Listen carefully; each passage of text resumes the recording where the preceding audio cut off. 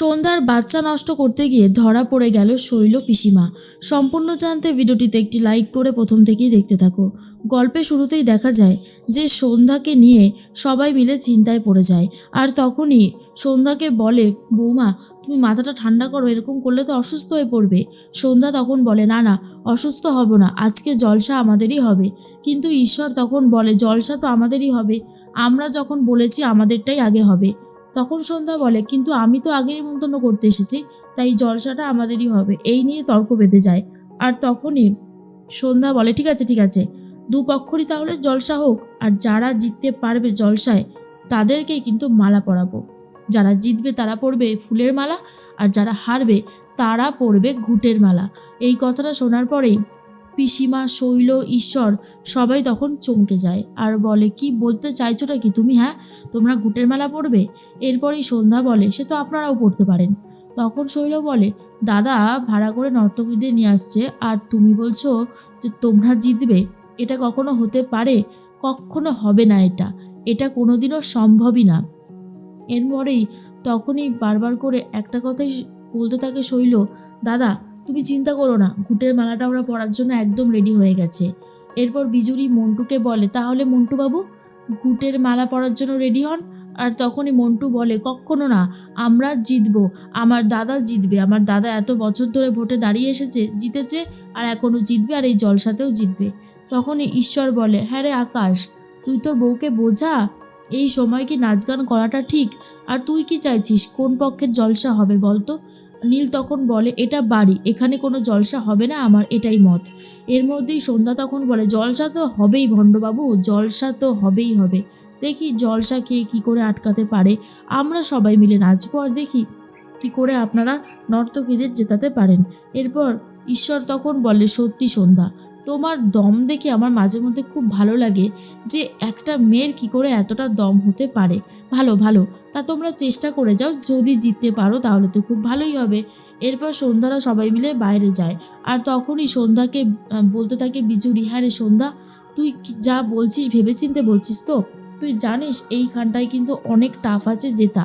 তখনই সন্ধ্যা বলে, জিততে তো আমাদেরকে হবেই, যেভাবেই হোক না কেন আমি জিতবই, তুই এত চিন্তা করিস না, আছি তো, সব ঠিক হয়ে যাবে।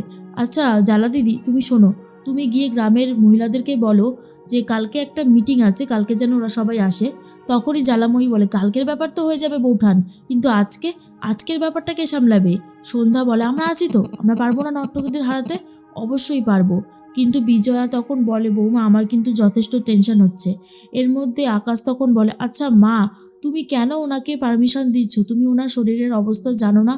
তারপরেও ওনাকে এরকম করাটা কিন্তু মোটেই ঠিক হচ্ছে না মা, আমি কিন্তু বারবার করে বলছি সাবধান করো ওনাকে, এরপর না হলে আরও অনেক বড় ঝামেলা শুরু হবে, সেটা খুব একটা ভালো হবে না।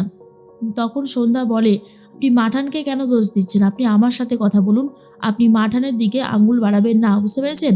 আমি নিজের ইচ্ছাতে এইটা করতে চাইছি, তারপরেও আপনি এই সমস্ত কিছু বলবেন না।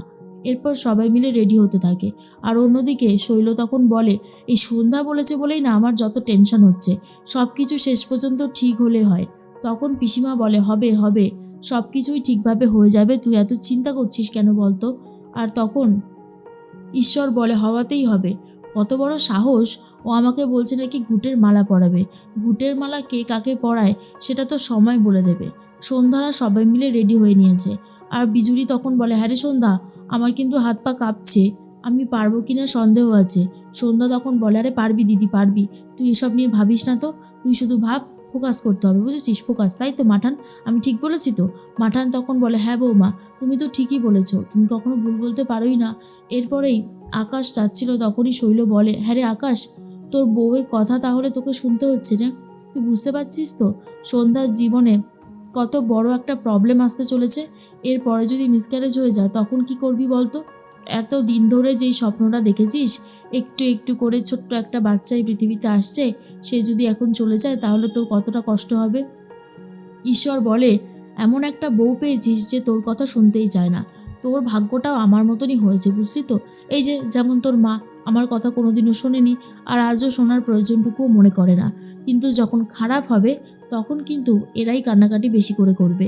নীল তখন বলে, সত্যি আমি সন্ধ্যাকে এতবার করে বারণ করছি, তবুও আমার কোনো কথা শুনছে না। আমার সব থেকে খারাপ তো এটার জন্যই লাগছে।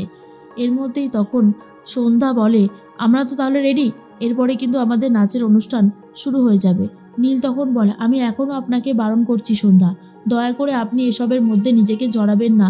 আপনি কেন বুঝতে পারছেন না এরপর যদি কিছু হয় আমাদের বাচ্চাটার ক্ষতি হবে?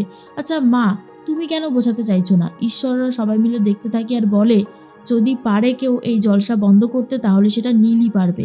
নীল যেভাবে সন্ধ্যাকে ধরেছে, সন্ধ্যার মিসক্যারেজ নিয়ে ভয় পাচ্ছে, এই ভয়টা ওর মধ্যে জিয়ে রাখতে হবে, বারবার করে একে এই ভয়টাই দেখাতে হবে, বুঝলি? তখন শৈল বলে, ঠিকই বলেছো দাদা, এই ভয়টাই ওনাকে দেখাতে হবে, তাহলেই আসল কাজটা হবে। এরপর নীল বলে, তোমরা আমার কথা শুনবে না তো? আর সন্ধ্যা, আপনি শুনবেন না তো? আপনাকে আমার দিব্যি, আপনি এই শরীর নিয়ে কোনোভাবেই জলসায় নাচ করবেন না। কথাটা শোনার পর এই সন্ধ্যার শরীরটা খারাপ লাগতে শুরু হয়ে যায়। সন্ধ্যা পেটে হাত দিয়ে বলে, ওরে বাবারে, আমার পেটটা তো খুব ব্যথা করছে, বলেই অজ্ঞান হয়ে পড়ে যায়। তখনই সন্ধ্যা এই অবস্থা দেখে নীল তো ভয় পেয়ে গেছে, বারবার করে মাকে ডাকতে থাকে। বিজয় এসে বলে, কি হলো নীল, এ কি বৌমা পড়ে গেল কি করে? তখন নীল বলে, দেখো দেখো না মা, ইনি মনে হয় আজকে এত সকাল থেকে দৌড়ঝাঁপ করেছে, তার জন্য এরকম কিছু হয়েছে। এই জন্যই আমি ভয় পেয়েছিলাম, আর আমি বারণ করেছিলাম যেন এরকম কিছু না করে। আমার কথা তো তোমরা কেউ শুনতেই চাও না। এবার কি হবে কিছু ভেবেছো? আর কোনো দিকে না তাকিয়ে সোজা হসপিটালে নিয়ে যাওয়ার ব্যবস্থা করা হয়। এর মধ্যেই তখনই ডাক্তার নার্স কেউই সামনে ছিল না।